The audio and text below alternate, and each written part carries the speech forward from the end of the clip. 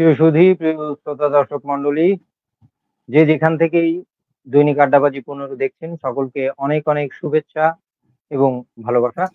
আজকে দৈনিক আড্ডাবাজি 15-র অতিথি হিসেবে এসেছেন একজন ঔপন্যাসিক, একজন গল্পকার, একজন কবি, নুসরাত সুলতানা।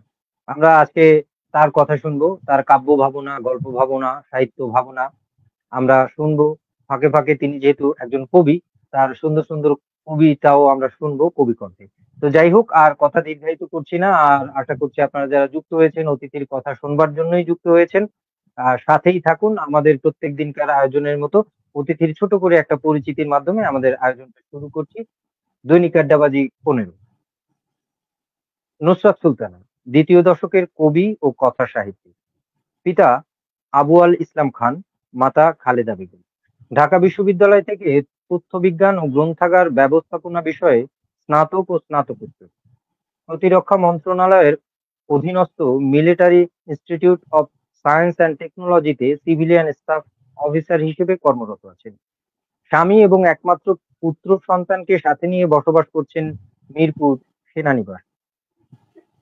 তার প্রকাশিত গ্রন্থসমূহ, তার ভেতরে উপন্যাস রাতের হাতে দিনের তসবিদানা 2025, স্মৃতিগদ্য ফিরে দেখা কৃষ্ণচূড়া 2025, গল্পগ্রন্থ নাচের শহর রূপেশ্বরী 2024, মৌতাক 2022, মুক্তগদ্য পায়রার পায়ে আকাশের ঠিকানায় 2021। এছাড়া তার কাব্যগ্রন্থগুলো হলো চাঁদ উঠলে গাং পোয়াতি হয় 2024, মহাকালের রুদ্রধ্বনি 2023, গহীন গাঙের ঢেউ 2020, ছায়া সহিস 2019।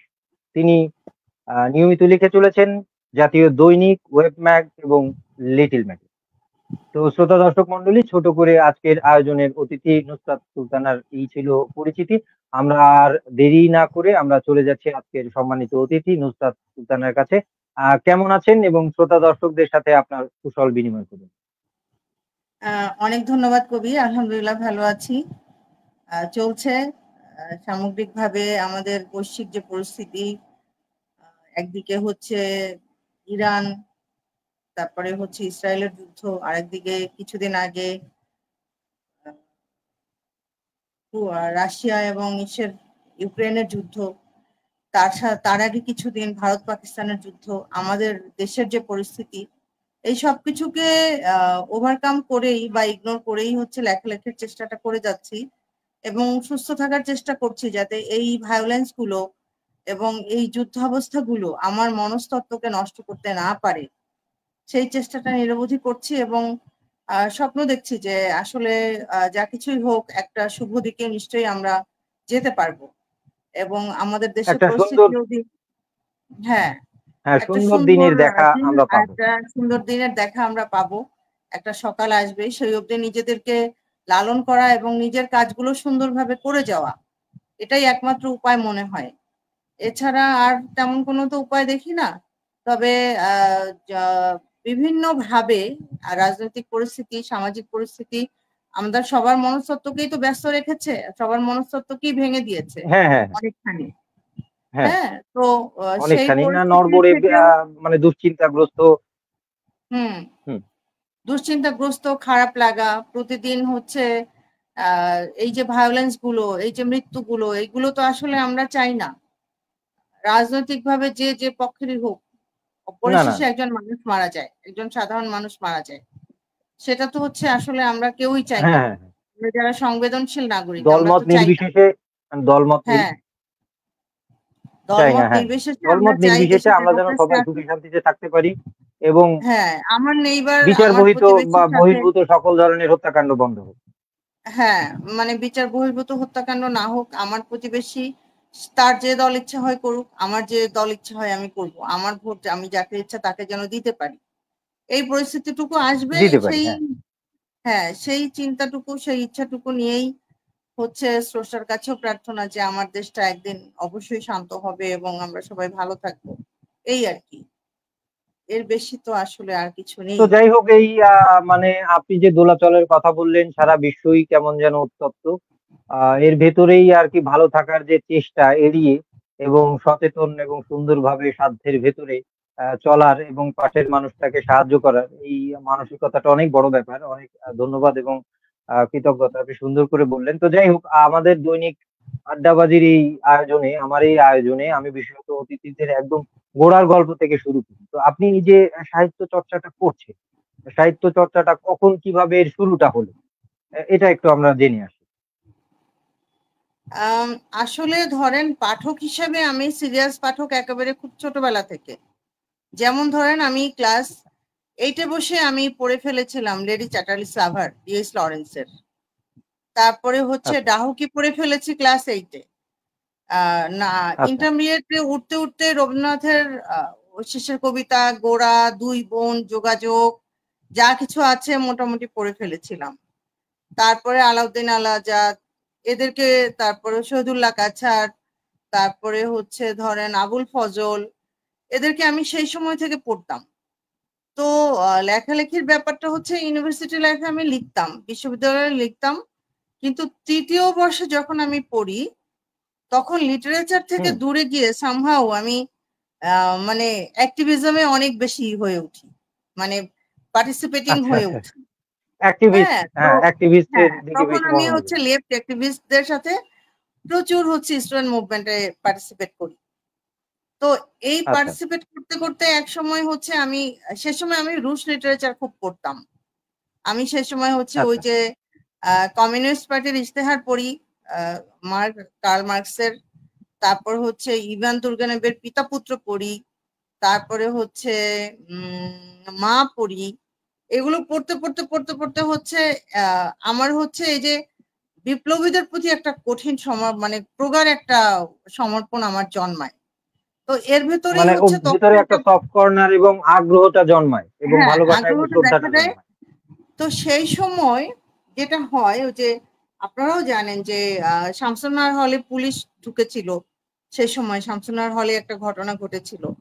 তখন ঢাকা হুম, ইউনিভার্সিটি মুভমেন্ট হয়, সেটাতে সমস্ত পাবলিক বিশ্ববিদ্যালয়গুলো পার্টিসিপেট করে এবং হচ্ছে বুয়েট পার্টিসিপেট করে, সবাই করে।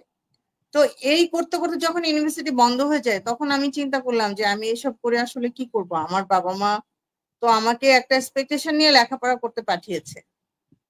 তো হ্যাঁ, তখন হচ্ছে আমি অবশ্যই। একাডেমিক পড়াশোনায় আবার ফিরে যাই, যে না আমাকে তো ঝুঁকে ঝুঁকে পড়েন, পড়ালেখা হ্যাঁ। করতে হবে, আমাকে এস্টাবলিশড হতে হবে। হ্যাঁ, তো ওই যে হ্যাঁ, ইউনিভার্সিটি লাইফে দেয়ালিকা লিখতাম, ছোট ছোট হচ্ছে গদ্য লিখতাম। কবিতা তখন লিখিনি আসলে, কিন্তু কবিতার প্রতি আমার সমর্পণ সেই ছোটবেলা থেকে। কারণ মিনার মনসুর ভাইয়ের যখন ওই দিয়েছিলে সকল আকাশ, যখন আমি পড়েছিলাম, হুম, ওই যে 4টা হুম, পংক্তি, আহ ভালোবাসা পেয়ে যদি মানে ওটা হারাতেই বেশি। হয়, হুম, মাননীয় ডারউইন আশীর্বাদ করো, আমি যেন ফের সেই নিরেট বানর হয়ে যাই। মানে বাহ, এই বাহ, সেই পংক্তিগুলো। দোলা দেবার মতো, মানে ভেতরে একটা হ্যাঁ, অনুরণন তৈরি করেছিল। হ্যাঁ, তারপরে হচ্ছে হেলাল হাফিজকে তখন পড়ি।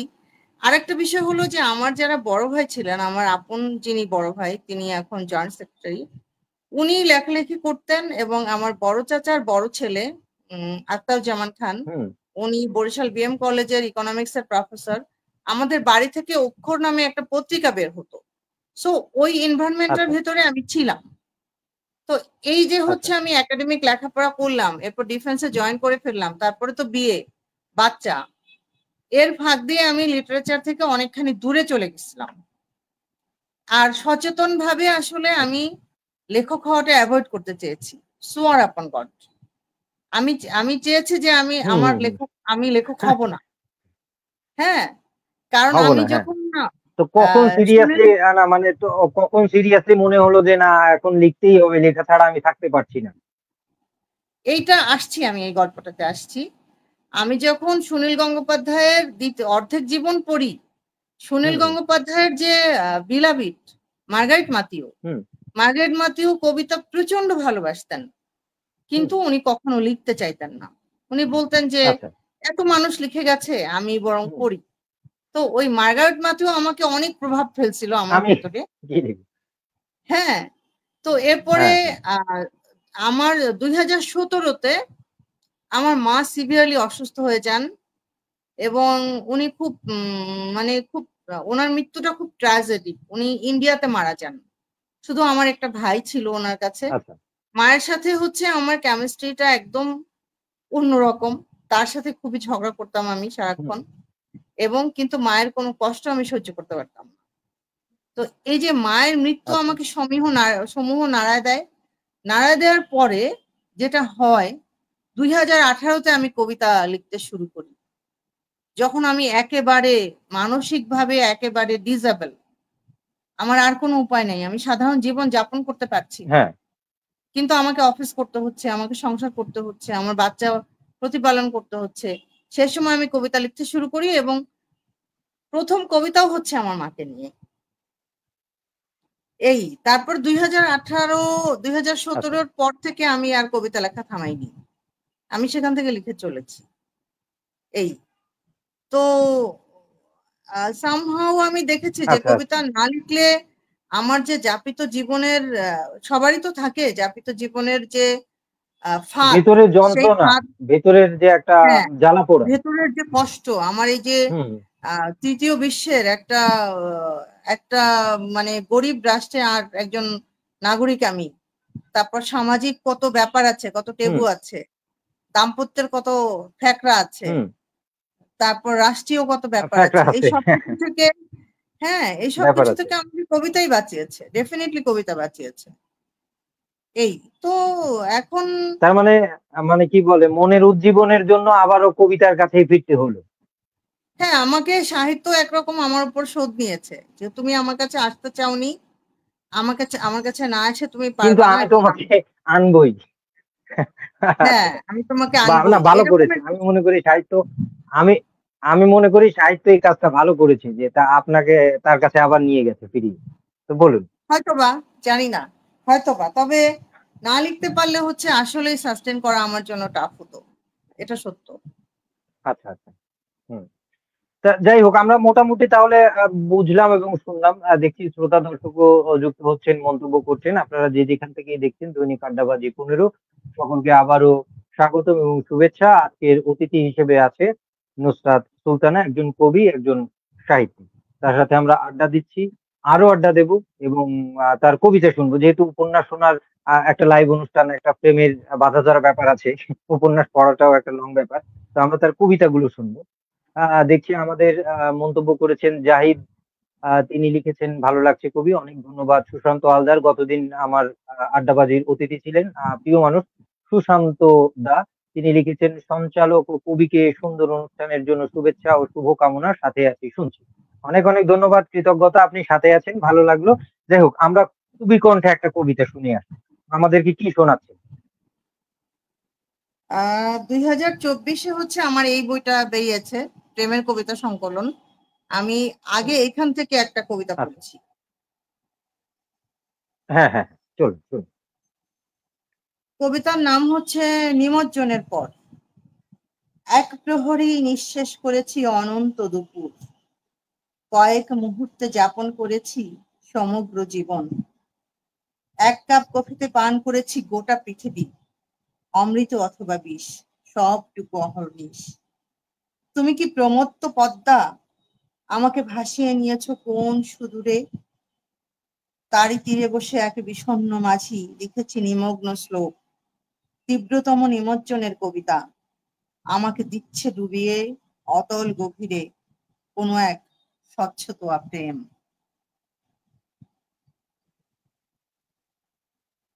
আরেকটা পড়বো কি?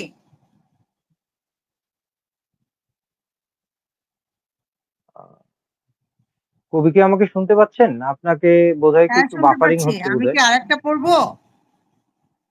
তো শ্রোতা দর্শক যারা যুক্ত আছেন, কবি বোধহয় একটু নেট বিভ্রাটে ফেঁসে গিয়েছেন। আমরা আশা,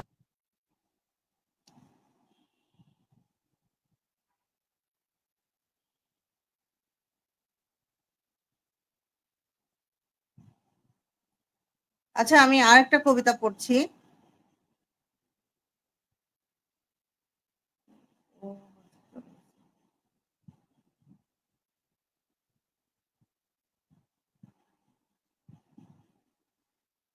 হ্যাঁ, কবি আপনার কবিতাটা কিছু দূর আমি শুনেছি। আমি দুঃখিত, বোধহয় আমি নেট বিভ্রাটে ফেঁসে গিয়েছিলাম। আমাকে শুনতে হ্যাঁ, পাচ্ছেন? ইটস ওকে, আমি আরেকটা পড়ছি, ঠিক আছে? হ্যাঁ হ্যাঁ, পড়ুন পড়ুন পড়ুন, হ্যাঁ আমরা শুনছি। আহ আরেকটা কবিতা পড়ছি। আরেকটা কবিতা, এটার নাম হচ্ছে অন্য নারীর চোখের কাজল। আচ্ছা আচ্ছা, চলুন। নীলাভ আকাশের বুক লেপ্টে থাকা রূপালী থালা আর শিউলির মাতাল গন্ধকে সাক্ষী রেখে বলেছিলে, যা কিছু হোক এই জীবনে অন্য নারীর চোখের কাজলে আত্মাহুতি দেব না। এ প্রতিজ্ঞা কেবলই আমার নিজের কাছে। তারপর দেখা হয়নি 20 বছর। তা তোমার বাচ্চাদের বিদেশিনী মা কি চোখে কাজল পড়ে না? নাকি যে তুমি প্রতিজ্ঞা করেছিলে সেই তুমিকে বিসর্জন দিয়েছো প্রতিষ্ঠা আর জাগতিক মোহের কাছে? একই দেখে এখন বুঝি বাস করে মৃত প্রেমিক আর সফল বৈষয়িক মানুষ। মৃত প্রেমিকের পুড়ে যাওয়া ভস্ম আর ছাইয়ে যে সফল মানুষটির জন্ম, তাকে একবার চর্মচক্ষুতে আমারই মতো দেখতে চাই শরতের হোলি খেলা প্রকৃতির রূপোর থালার মতো চাঁদ, কাশফুল, শিউলির মাতাল গন্ধ আর সাদা মেঘমালা। আছে কি অবশেষ এক ফোঁটা মৃত্যুঞ্জয়ী সাহস? বাহ বাহ, খুবই ভালো লাগলো, চমৎকার আরো একটা কবিতা আমরা শুনে ফেললাম। কবির পড়ার ভেতরে আসলে কবি যখন কবিতা লেখে তার ভেতরের যে আবেগ অনুরণন, কবি কণ্ঠে যে একটা ব্যাপার থাকে, সেটা অন্যরকম, ভালো লাগে খুবই। শ্রোতা দর্শকদেরও আশা করছি ভালো লাগবে। আমরা আবার একটু আড্ডায় ফিরে যাই, আরো কবিতা শুনবো কবির কাছে। আপনার এই যে সাহিত্যে পথ চলা, অনেক পড়েছেন, পাঠক হিসেবে দেখেছেন, এবং অবশেষে সাহিত্যের কাছে ফিরেছেন বা সাহিত্য আপনাকে টেনে নিয়েছে। এই যে ছোট বড় যে পথটা আপনি চলেছেন এখানে, এই সাহিত্য চর্চায় আপনি প্রতিবন্ধকতার কতটুকু সম্মুখীন হয়েছেন, বা এই যতটুকু সময় ধরে পথ চলেছেন এতে প্রাপ্তি বা কি কি যুক্ত হলো আপনার জীবনে? আম, আসলে সাহিত্য তো হচ্ছে সবচেয়ে বড় যে প্রাপ্তিটা দেয়, আমি প্রাপ্তিটাই আগে বলি। যে আপনার হুম। ভেতরের যে আত্মা, সেই আত্মার সাথে আপনার সংযোগ ঘটিয়ে দেয়। যে যে আচ্ছা। আপনাকে আপনি দেখেননি সে আপনাকে দেখিয়ে দেয় সাহিত্য, যে এই এই হচ্ছে হুম তুমি, এ হচ্ছে তোমার তুমি। সেই প্রাপ্তিটা তো আছেই, যে নিজের সাথে বসবাস করা বা নিজেকে চিনে ওঠা, নিজেকে বুঝতে চিনে পারা, ওঠে। সেগুলো তো আছে। হুম। আর আছে। প্রতিবন্ধকতা তো থাকেই, রাষ্ট্রীয়, সামাজিক, পারিবারিক। আহ যেহেতু হচ্ছে আমি চাকরি করি, আমার সংসার আছে, এই সবকিছুকে সামলে তারপর নিজের পড়াশোনা, একজন সিরিয়াস সাহিত্যিকের সবচেয়ে বড় চ্যালেঞ্জ হচ্ছে নিজের পড়াশোনাটা চালিয়ে যাওয়া। লেখা আপনি হ্যাঁ। তখনই লিখতে বসবেন যখন হচ্ছে আপনাকে দিয়ে লেখাটা লিখিয়ে নেবে। যে লেখাটা আপনাকে ঘামাচ্ছে, যে লেখাটা আপনাকে কাঁদাচ্ছে, সেই লেখার জন্য আপনাকে, আপনি যখন লিখতে বসে যাবেন, আপনাকে যখন লেখাটা বসাবে যে তুমি লিখো, তখন আর সেটা টাফ হুম। হয়ে যাবে না। কিন্তু হ্যাঁ হ্যাঁ। সিরিয়াল সাহিত্যিকের সবচেয়ে বড় যে সমস্যা, সবচেয়ে বড় যে চ্যালেঞ্জ, সেটা হলো পড়াশোনাটা চালিয়ে যাওয়া।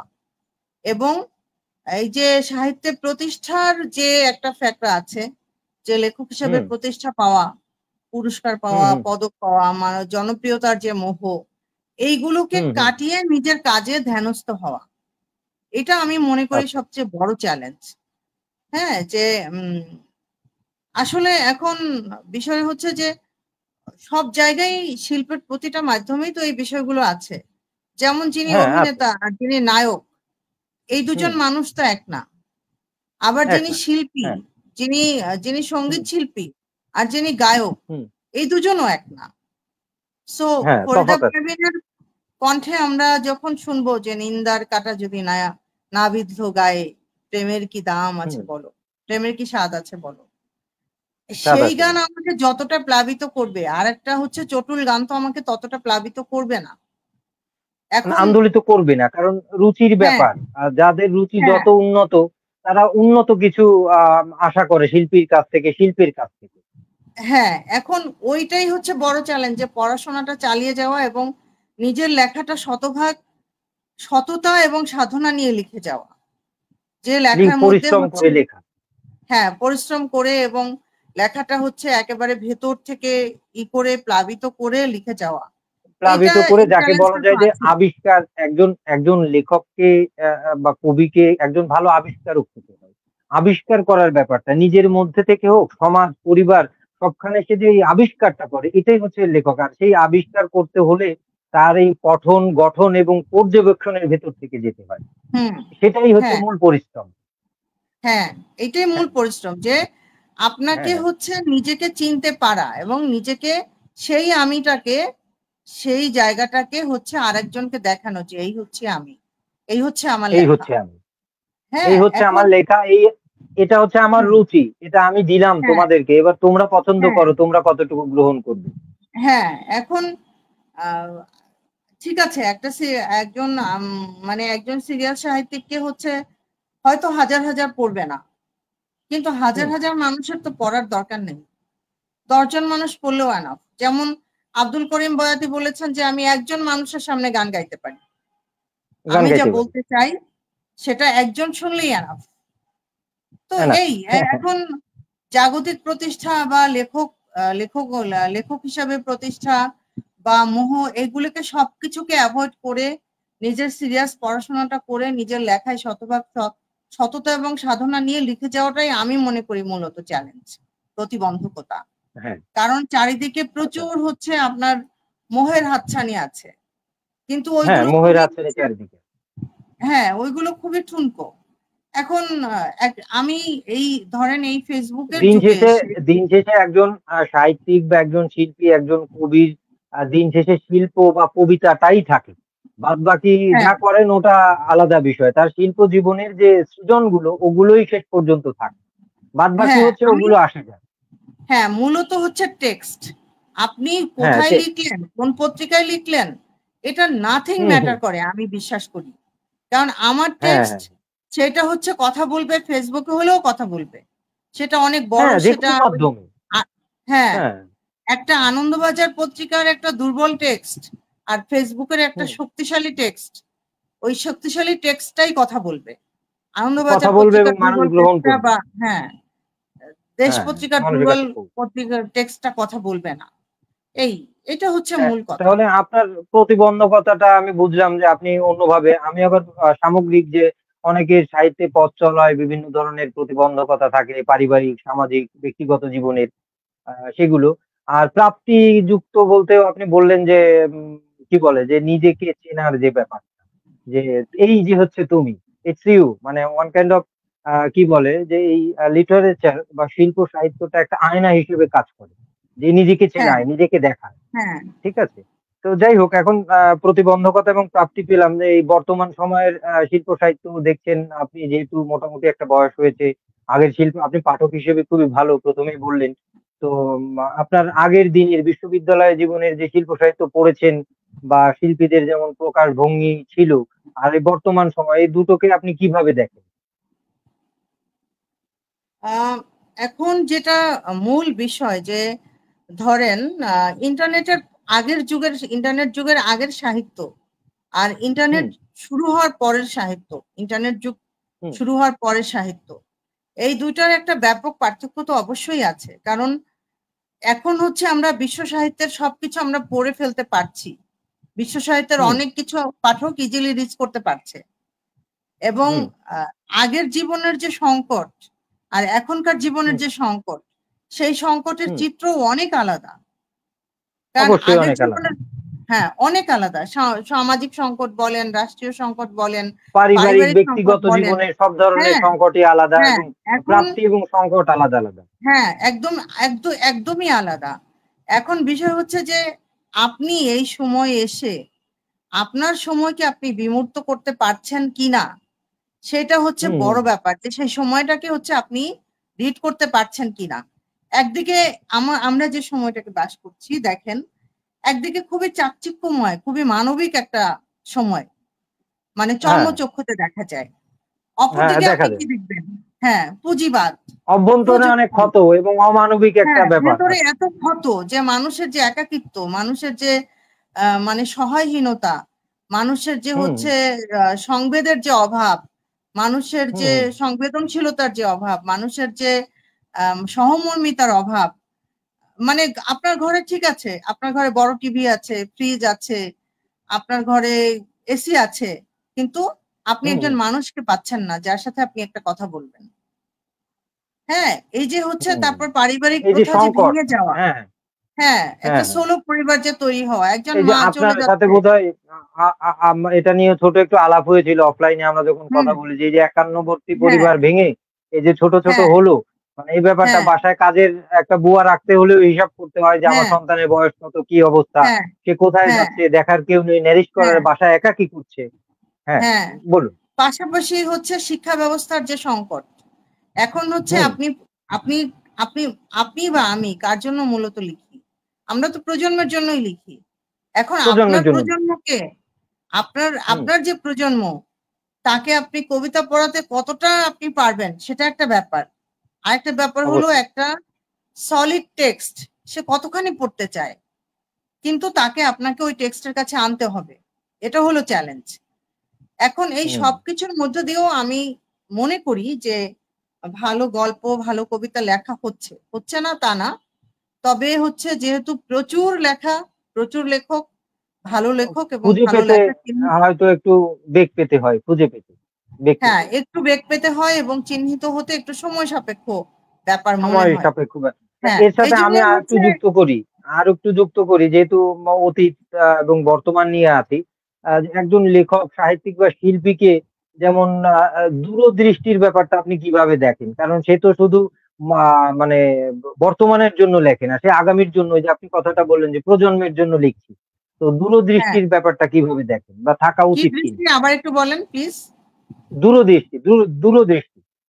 অবশ্যই দূরদৃষ্টি তো সবকিছু। কারণ আপনি যদি আবু বকর সিদ্দিকীর গল্প পড়েন, তার গল্পের যে দৃশ্যকল্প, চিত্রকল্প, তার গল্পের হুম। নায়ক নায়িকার যে মনস্তত্ত্ব এবং তারা হুম। যে পোশাক পরেছে, আপনি দেখবেন যে সেটা এই সময়ের সাথে খুব অ্যাডজাস্টেবল। কিন্তু আবু বকর হুম। সিদ্দিকী যখন লিখেছেন, সেই সময় ওইটা হুম। খুবই অ্যাডভান্স ছিল। সো সাহিত্যিককে ৫০ বছর পরের যে চিত্রকল্প, যে দৃশ্যপট, সে যে বৈশ্বিক অবস্থা, যে সামাজিক অবস্থা, সেটা বুঝতে পারার মতো সক্ষমতা থাকতে হবে। সেটার জন্যই হচ্ছে হুম। সাহিত্যিককে রাষ্ট্রাচার, পুঁজিবাদ এবং হচ্ছে বিশ্ব অর্থনীতি এগুলোর সাথে মোটামুটি একটা পড়ালেখা লেখকের জানাশোনা থাকা থাকতে দরকার। হবে। হ্যাঁ, হ্যাঁ, হ্যাঁ, জানাশোনা বা পড়ালেখা থাকা দরকার। থাকা দরকার। তো যাই হোক, ব্যাপারটা আমরা অতীত, বর্তমান এবং ভবিষ্যৎ নিয়ে মোটামুটি আপনার দৃষ্টিভঙ্গিটা আমরা জানতে পারলাম, উপকৃত হলাম।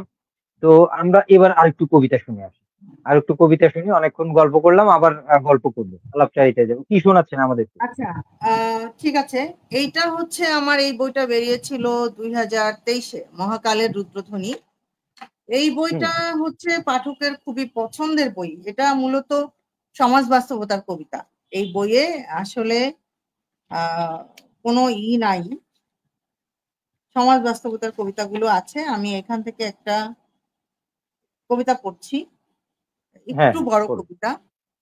হ্যাঁ, হ্যাঁ, পড়ুন, অসুবিধা নেই। দানবের গান। কবিতার নাম হচ্ছে দানবের গান।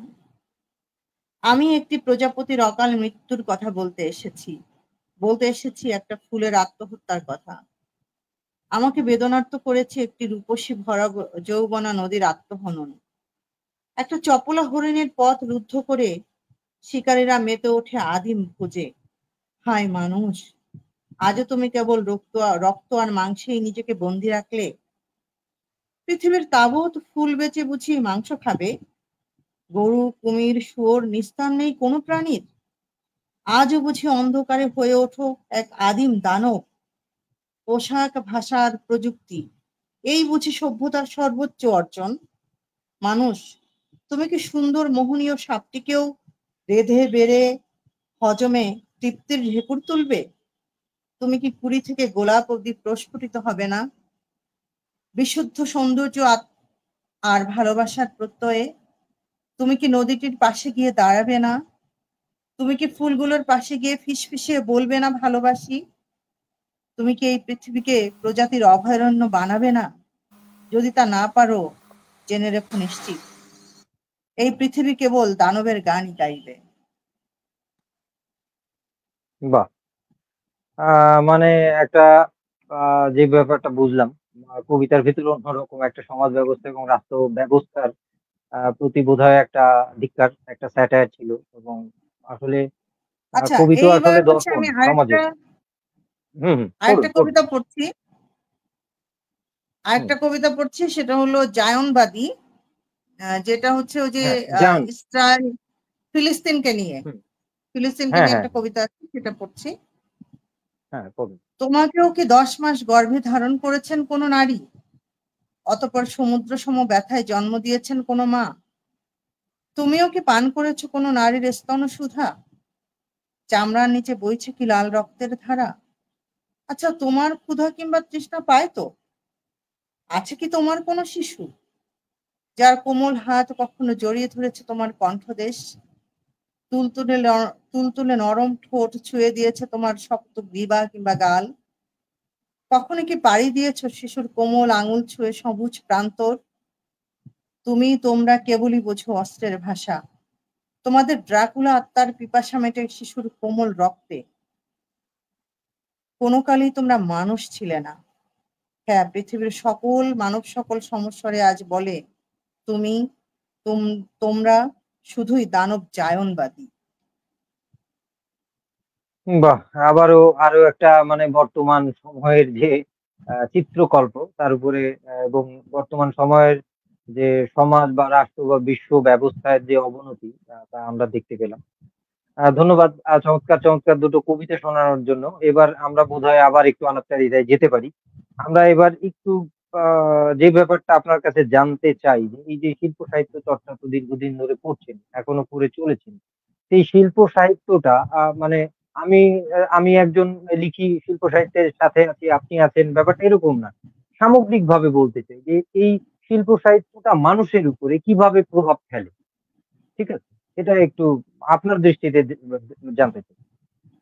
মানুষের ভেতরে প্রভাব ফেলার যে বিষয়টা, আপনি যখন দেখবেন যে একজন মানুষ, হ্যাঁ এটা সত্য যে একজন লিখে, একজন লেখকও ক্রিমিনাল হতে পারে। এটা আমরা দেখেছি যে হুম, একজন লেখকও দুর্নীতিবাজ হতে পারে, হুম, ক্রিমিনাল হতে পারে, অনেক কিছু হতে পারে। কিন্তু একজন অনেক কিছু শিল্পী, হতে পারে। যে সত্যিকার অর্থে শিল্পী, হুম, যে ভেতর থেকে শিল্পকে নিয়েছে, হুম, সে কিন্তু মানুষের বিরুদ্ধে হুম, যেতে পারে না, সহজে আমরা যেতে দেখি না। এখন যিনি লিখছেন দেখিনি। তিনি শিল্পী হয়ে উঠছেন কিনা, সেটা হচ্ছে বড় প্রশ্ন।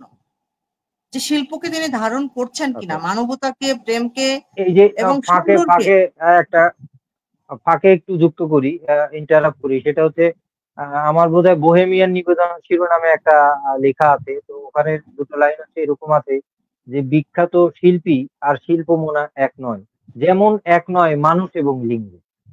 তো হ্যাঁ, ব্যাপারটা আপনার কথায় আমি অনুভব করলাম সেই কথাটা আবারও বলুন।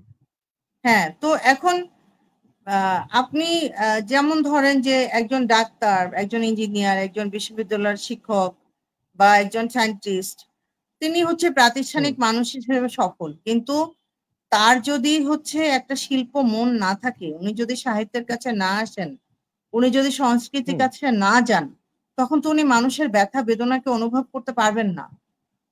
এমনকি না খুব পারবে না। একদম একদম কাছের মানুষটার যে কষ্ট হচ্ছে, তার কষ্টটাকেই তিনি অনুভব করতে পারবেন না। সো একটা হ্যাঁ, হ্যাঁ, বিবেকবান, সংবেদনশীল একটা সহমর্মী সমাজ গড়ে তুলতে হলে অবশ্যই শিল্প সাহিত্য অত্যন্ত জরুরি বিষয়। আমরা আমাদের আচ্ছা। ছোটবেলায় কি দেখেছি যে আমাদের বাবা-মার সাথে আমরা পূজা দেখতে গিয়েছি। আমাদের হুম, বাসায় আমাদের অন্য ধর্মের বন্ধুরা এসেছে ঈদের দিন সেমাই খেতে। এসেছে না? তাতে হুম, কি আমাদের কারো ধর্ম চলে গেছে? চলে যায়নি। সো না, শিল্প, সাহিত্য এবং সংস্কৃতি সবসময় যেকোনো কিছুর প্রকৃত স্বরূপটা হুম, উদ্ঘাটন করতে সাহায্য করে এবং গভীরভাবে চিন্তাকে উদ্বুদ্ধ করে।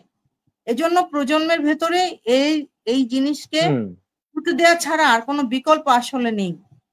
যেখানে হচ্ছে প্রযুক্তি এবং মানে পুঁজির সর্বগ্রাসী যে থাবা, সেটা থেকে মুক্ত করার এই একটাই উপায় আমি মনে করি। হুম, যে একটা উন্নত একটাই পাঠক উপায়। সমাজ, সেটা শিল্প একটা সাহিত্য। শিল্প সাহিত্য, সংস্কৃতি মনা একটা জাতি যদি গড়ে তোলা যায়, সেই জাতি অবশ্যই মানবিক হবে, সাম্প্রদায়িক সম্প্রীতি থাকবে, সেখানে এরকম ভাঙচুর হবে না, এরকম অন্ধত্ব থাকবে না, ধর্মীয় গোঁড়ামি থাকবে না এবং বৈষয়িক বিষয়ের জন্য অতি লোভ থাকবে না। মানে এই গতকালকে আমার ছেলে বলছিল যে, "মা, সফলতা মানে কি, কোটিপতি হওয়া? আমি বলছি না, হুম। সফলরা কখনো কোটিপতি হয় না।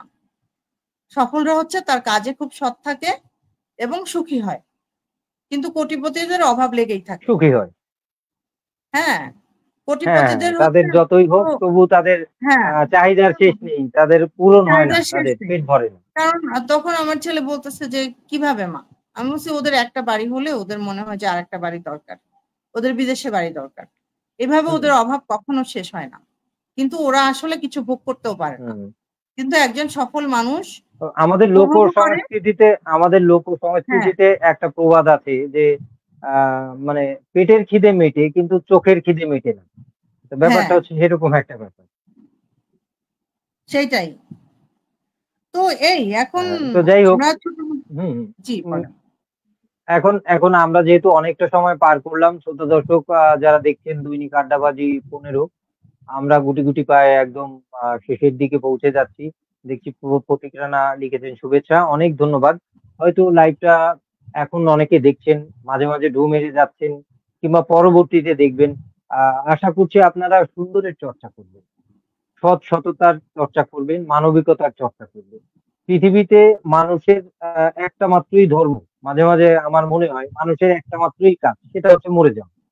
এই জন্য বলি, এটা দুঃখ থেকে হোক আবেগ থেকে হোক, যে মরে যাওয়া ছাড়া তো মানুষের মূলত কোনো কাজ নেই। আমরা আসছি পৃথিবীতে, খাচ্ছি যাচ্ছি ঘুরছি, তো মরে যাবো। তো সেখানে এত চাহিদা, এত হিংসা, এত অমানবিকতা, এত অসাম্প্রদায়িকতার তো প্রয়োজন নেই। আমরা মানুষের সাথে ভ্রাতৃত্ববোধ, ভালোবাসার সাথে, মানবতার সাথে, আমার পাশের মানুষটাকে আমার পছন্দ হচ্ছে না, আমার আপনার সাথে মতের মিল হচ্ছে না, ওকে, আপনার মতের সাথে আমার মেলে না, আমি সর্বোচ্চ কি আপনার সাথে আমি চলবো না, কিন্তু আমি তো আপনাকে আঘাত করতে পারি। এই সেটাই। আঘাত এবং প্রতিহিংসার কারণেই মানুষ আরো বেশি উগ্র হয়ে উঠছে। তো সেই উগ্রতা কমানোর জন্য আপনার কথা থেকেই কথা নিয়ে বলছি যে এই শিল্প সাহিত্য মানুষকে নম্র করে, সুন্দর করে। আর শিল্পী সাহিত্যিক যারা আছেন তারা অবশ্যই একটা দায়িত্বের জায়গা থেকে কাজ করবেন, যেহেতু আপনাদেরকে গোটা সমাজ দেখে, অল্প হোক, 10 জন হোক, 50 জন হোক, 1000 মানুষ হোক, দেখে, দেখে কিছু শেখে, তারা হয়তো দুটো শব্দ দ্বারা প্রভাবিত হয়। তো যাই হোক, এখন শেষ দিকে এসে একটু শুনতে চাই যে আপনার শিল্প সাহিত্যের উপন্যাস, গল্প বা কবিতা নিয়ে কি নতুন, কি ধরনের কাজ আসছে বা পেতে পারি আমরা আগামীতে। আম, আমার হচ্ছে 2টা উপন্যাস প্রকাশের অপেক্ষায় আছে। একটা হচ্ছে ঐতিহ্য করছে, আচ্ছা। নাম হচ্ছে হুম। আহ, রাতের হাতে দিনের তসবিদানা। এই উপন্যাসটা বাহ। হচ্ছে একজন আচ্ছা। ডাকাত মুক্তিযোদ্ধা, তার সময় এবং তার জীবনকে কেন্দ্র করে মুক্তিযুদ্ধের পূর্ববর্তী ভূ রাজনীতি, মুক্তিযুদ্ধ, মুক্তিযুদ্ধের পরের রাজনীতি, ওই সময়টাকে বিমূর্ত করে। তবে প্রচন্ড রকম ড্রামাটিক একটা আখ্যান এটা। মানে জীবনের এত দুর্দান্ত ওঠানামা হুম। আছে, জীবনের এত বাঁক আছে এই উপন্যাসটাতে। যাই হোক, আমি পাঠককে আমার আগাম আমন্ত্রণ জানিয়ে রাখলাম। আর একটা হচ্ছে পড়ার আর কি না, উম তাহলে আমরা উপন্যাসটা নিয়ে একটু বলি। তাহলে আমরা ধরতে পারি একটা one kind of historical novel হচ্ছে এটা, হ্যাঁ, একটা হ্যাঁ, হিস্ট্রিক্যাল নভেলই তো। কারণ হিস্টোরিক্যাল নভেল ওই হচ্ছে। উপন্যাসটার হ্যাঁ, শুরু হয়েছে 1900, মুক্তিযুদ্ধ নিয়ে যেহেতু আপনি বললেন। হ্যাঁ, হুম হুম হুম। মুক্তিযুদ্ধ আছে, মুক্তিযুদ্ধের পরবর্তী যে সময় সেটার ভূ রাজনীতি। আমি উপন্যাসটার সময়কাল যদি বলি 1939 সাল থেকে 1992, হুম। উপন্যাসের আখ্যান। 92, আচ্ছা আচ্ছা। হ্যাঁ, হ্যাঁ সো এই সময়কার সমস্ত ঘটনা প্রবাহই ওই যেহেতু হচ্ছে উপন্যাসের আখ্যান মুলাদি, বরিশাল মুলাদিকে হ্যাঁ কেন্দ্র হ্যাঁ, করে, তার সাথে সাথে বৈশ্বিক এবং এই আমাদের ঘটনাটার বর্ণনাটা হ্যাঁ হচ্ছে আর কি। জাতীয় যে ঘটনাগুলো সেগুলো নিয়ে। সো এটা বাহ, একেবারেই চমৎকার একটা একটা ব্যাপার। ঐতিহাসিক উপন্যাস। আর একটা হ্যাঁ উপন্যাস হ্যাঁ। যেটা, সেটা হলো অনার্য বৃক্ষ যুগল। এটাও হচ্ছে একজন হুম। মুক্তিযোদ্ধা এবং প্রান্তিক রাজনীতিবিদের রাজনৈতিক মনস্তত্ত্ব, তার জীবন, আর্থসামাজিক জীবন, সাথে বাংলাদেশের রাজনৈতিক পরিভ্রমণ, এটা নিয়ে। আচ্ছা আচ্ছা। মানে বা এই তাহলে উপন্যাসটা, আমরা সমাজের উপরে বা সমাজ সচেতনতার উপরে এবং পেছনে ফিরে দেখা মানুষের মনস্তত্ত্ব, আমরা নতুন দুটো কাজ পাচ্ছি, খুবই ভালো লাগলো। হ্যাঁ, তো আমি আশা করছি যে পাঠকরা উপন্যাসগুলো পড়বেন। এবং আমি আহ, এই উপন্যাসটা লিখতে আমার সময় লেগেছে 5 বছর। 5 বছর বসে আচ্ছা, আমি একটা উপন্যাস শেষ করেছি। আর ওই তাহলে তো উপন্যাসটা বিরাট ব্যাপার। আপনি মনে হয় ঐতিহাসিক উপন্যাসের কারণে বা হিস্টোরিক্যাল যেহেতু, কারণ এর জন্য অনেক তথ্য এবং অনেক কিছু সংগ্রহ করতে হয় এবং হ্যাঁ, পড়তে সেটা হয়েছে, প্রচুর পড়তে গুছিয়ে লিখতে হয়েছে। সময় লাগে। হ্যাঁ, হ্যাঁ, হ্যাঁ, প্রচুর পড়তে পড়তে হয়। হয়েছে, কারণ একটা এপিসোড লিখতে গেলেই হচ্ছে আমাকে অন্তত 7 দিন 8 দিন স্টাডি করতে হয়েছে, তারপরে আমি লিখতে পেরেছি। হয়েছে, হ্যাঁ, বুঝেছি। এই এটা চমৎকার ব্যাপার। আশা করছি পাঠকরা নতুন চমৎকার একটা কাজ করবে। তো শ্রোতা দর্শক মন্ডলী, আপনারা যারা আছেন দেখছেন দৈনিক আড্ডাবাজি 15, সকলকে আবারও শুভেচ্ছা এবং ভালোবাসা। সাথে আজকে অতিথি হিসেবে আছে একজন সাহিত্যিক, একজন কবি, একজন গল্পকার, নুসরাত সুলতানা। তো আমরা যেহেতু অনেকটা সময় কবি পার করে ফেললাম আর গুটি গুটি পায়ে আমরা একদম শেষ দিকে পৌঁছে গেছি, তো যাবার আগে কি কবিতা শোনাচ্ছেন আমাদেরকে? আসলে আমার কাছে বই আছে, আরেকটা বই হচ্ছে গহীন গাঙের ঢেউ আছে। গহীন গাঙের ঢেউটা হচ্ছে বাহ, 2020-এ তাহলে আমরা একটা বেরিয়েছিল। শুনে ফেলি। হ্যাঁ, এবার হুম। এইটা থেকে একটা কবিতা পড়ে শেষ করি, ঠিক আছে? হ্যাঁ, হ্যাঁ, ওকে, ওকে।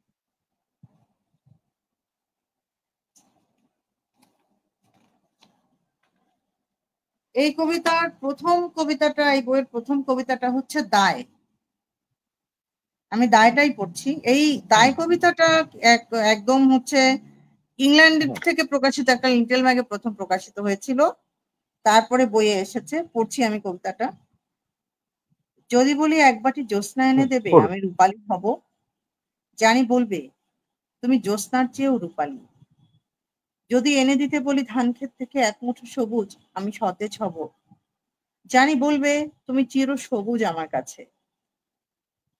যদি বলি দিগন্তের কিছু মায়া এনে আমার চোখে মিশিয়ে দাও, আমি হরিণীর মতো মায়াবী হব।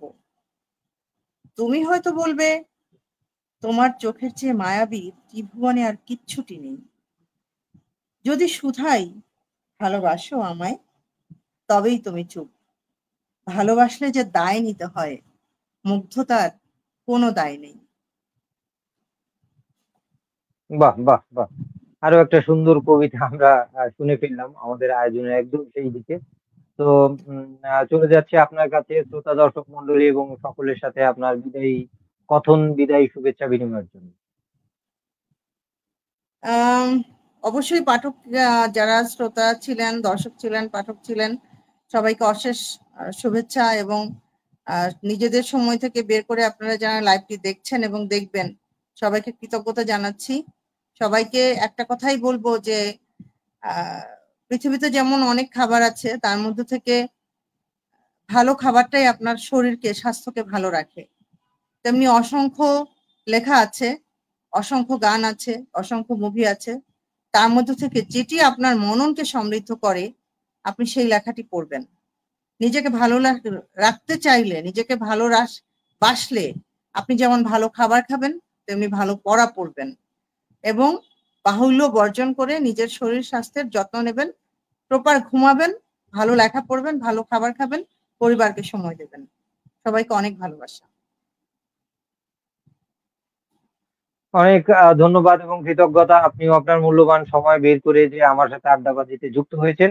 তো আমি আর কথা বাড়াচ্ছি না। শ্রোতা দর্শক মন্ডলী, আপনারা দেখছিলেন দৈনিক আড্ডাবাজি 15। আজকে অতিথি হিসেবে ছিলেন একজন সাহিত্যিক, একজন কবি, গল্পকার নুসরাত সুলতানা। তার সাথে মোটামুটি ছোট করে আমরা একটা আড্ডা দিলাম।